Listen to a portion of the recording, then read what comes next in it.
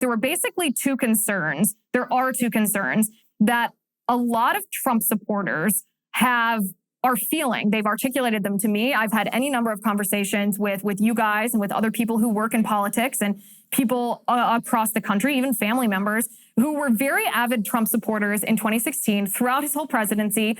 But they have two concerns with the idea of President Trump running again in 2024. The first concern that a lot of people expressed to me is how President Trump handled COVID. The fact that he elevated Fauci and Birx to the position that they were in, the fact that he supported a lot of lockdown measures, the fact that he, to this day, brags about Operation Warp Speed, the vaccine, and pushes this vaccine, which is a big pharma scam, as we all know. And he doesn't seem to have learned his lesson. I mean, he still seems to be very excited and very proud of the vaccine. He doesn't seem to realize that it's maybe the greatest pharma fraud that's ever been propagated on the American people. That's the first concern that a lot of Trump supporters feel. I share this concern. The second concern is who President Trump surrounded himself with, whether this was at the cabinet secretary level, whether this was at the National Security Council, whether this was advisors. There was a revolving door in the Trump administration. And while I don't have a problem theoretically with a revolving door, the reason there was a revolving door is because he kept appointing people who weren't good at their jobs, who didn't share his view of the country and therefore didn't share his agenda. And he didn't seem to learn his lesson not to surround himself with deep staters and suck-ups and idiots and morons who were actively going to harm his agenda versus help him achieve what voters sent him to the White House to achieve.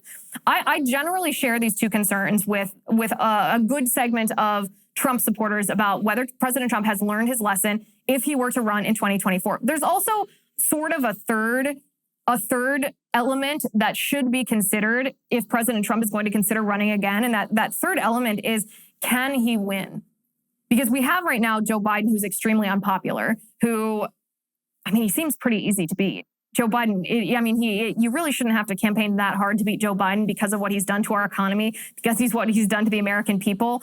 But when you poll people about Joe Biden, even Democrats, they say they want someone else. They say they're ready for a change. But when you ask them, well, what if Trump runs again? What if it's Trump versus Biden? They actually push to the side a lot of their unhappiness with Biden because they're so blinded by Trump derangement syndrome. I hate to say this. I really do. I wish this wasn't true. But Trump derangement syndrome and the mainstream media's vilification of President Trump was incredibly effective.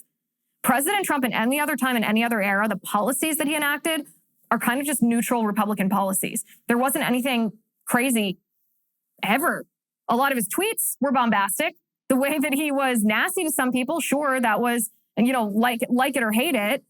But his actual policies, the political things that he did, were very neutral. I mean, think about the hate and the outrage from the left about the border wall. President Trump's border policies were like the same as Bill Clinton's and Barack Obama's. But you'd never know that if you were listening to the mainstream media talk about it. You would think it was this crazy, radical, right-wing conspiracy. And so there is this third bar of concern. Is President Trump, could he win given the fact that the mainstream media and the left were so successful in vilifying him? I don't know the answer to that. I do worry about that.